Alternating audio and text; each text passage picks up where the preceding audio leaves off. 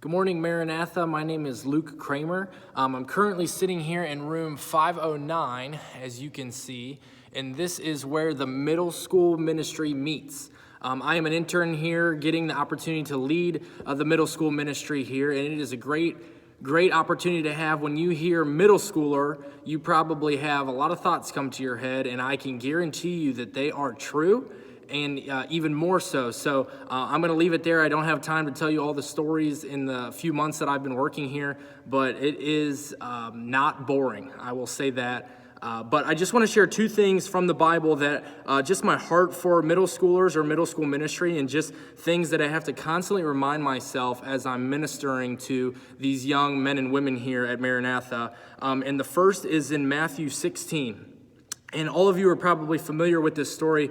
Jesus is talking to his disciples, and he asks them a question. He says, "Who do people say that the Son of Man is?" He asks his disciples, "Who are they saying that I am? Who do they think that I am, and what am I doing here?" In verse 14, it says, "Some say you are John the Baptist, others say Elijah, others Jeremiah, or one of the prophets."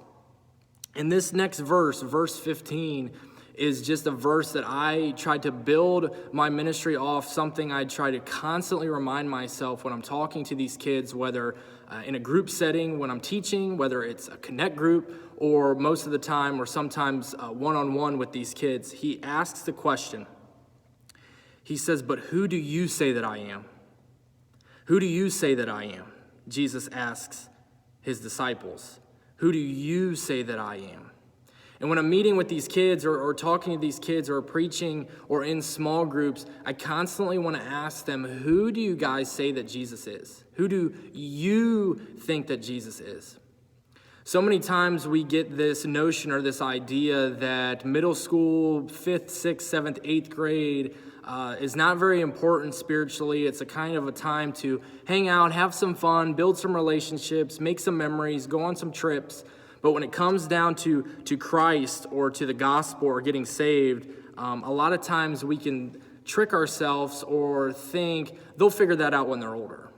Let's get some roots down now. Let's teach them some principles of life, but the gospel and who Jesus is, they'll figure that out later. That's not for young kids.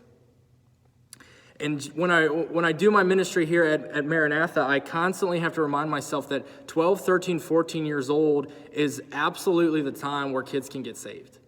You always hear people say, "Oh, wow, high school ministry, that's a time where kids are making decisions with college and what they want to be for the rest of their life. Oh, wow, college ministry, that's very intense. There's real life problems that these people are dealing with. Oh, wow, adult ABFs, those are where the real issues come into play, and finances and raising kids." And when they say middle school ministry, they go, "Wow, that's got to be a tough babysitting job."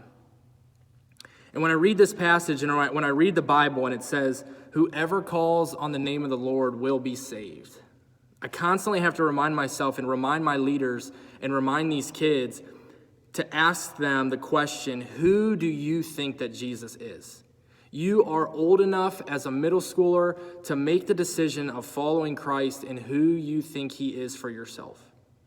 In this moment here and now, I'm not worried about what your parents think about Jesus. I'm not worried about what your friends think about Jesus. I'm not worried about what your older brother or sister thinks about Jesus. Who do you say that he is? And constantly, I just always have to remind myself of this verse and to ask them, you are old enough, smart enough, mature enough, and your life has had enough problems and issues in it to come to a conclusion of who you think Jesus is. And that is the perfect time to ask them, have you accepted him? Would you answer the way that Peter answers? And he goes on in verse 16, and Simon Peter replies, "You are the Christ, the Son of the living God." And we all have to ask ourselves that question. I don't care if you're 12. I don't care if you're 112. You will have to answer the question for yourself. Who do you say that Jesus is?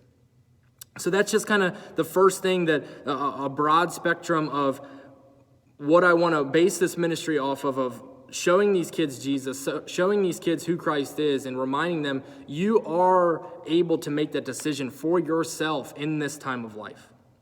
So the second thing is in 1 Corinthians 9, Paul is talking, and he's talking about sharing the gospel to different groups of people. And I think this verse in 1 Corinthians 9 has kind of been the mission statement for me and my leaders here in the middle school ministry. And Paul is talking in chapter 9, verse 22. He says, "To the weak I became weak, that I might win the weak. I have become all things to all people, that by all means I might save some. I do it all for the sake of the gospel, that I may share with them in its blessings." And what Paul is saying here is that when he's sharing the gospel, when he's ministering and reaching lost people or people that already know Christ and he's ministering to them, he says this phrase, "I become all things to all people." When people think about middle school ministry or junior high kids, they kind of lump them into one group of, man, if you've met one middle schooler, you've met them all. They love candy, they love games, they don't listen, they don't remember anything. And if you've met one, you've met them all. They're all kind of the same animal, figuring it out type of kid. And just in my brief time here at Maranatha, I can tell you that that is absolutely not true. Every single one of these kids has a different background, a different story, a different set of ideals that they've grown up with, a different set of beliefs that they've come from, different ideas of who they are, who they think they can be. And every single kid that I've talked to is a different kid, And when I meet with my leaders and I explain to them, hey, we need to become all things to all people. And what that means is we will do our ministry based off this book no matter what. We're not going to bend this book in any way, but when it comes to speaking with kids, we need to reach them where they are. I had a guy give me advice about middle school ministry one time, and he said, they will not care one bit what you say until they know that you care what they say. And that's kind of how I wanted to base this ministry off of here in the middle school, is to reach kids where they are. If your interests are all the way over here, video games, band, sports, gymnastics, dance class, science class, any kind of thing that you're interested in, me and my leaders need to reach them in that area. We need to dive into who they are, become all things to all people, so that we might be able to save some. So that's just a little bit of my heart for middle school ministry.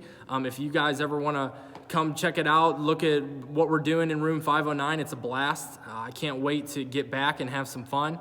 But like I said, it's never a dull moment here at Maranatha and Elevate the middle school ministry. And I'm just so excited to see what God is going to continue to do here at Maranatha with the middle schoolers. So I hope you guys have a great rest of your week, and take care.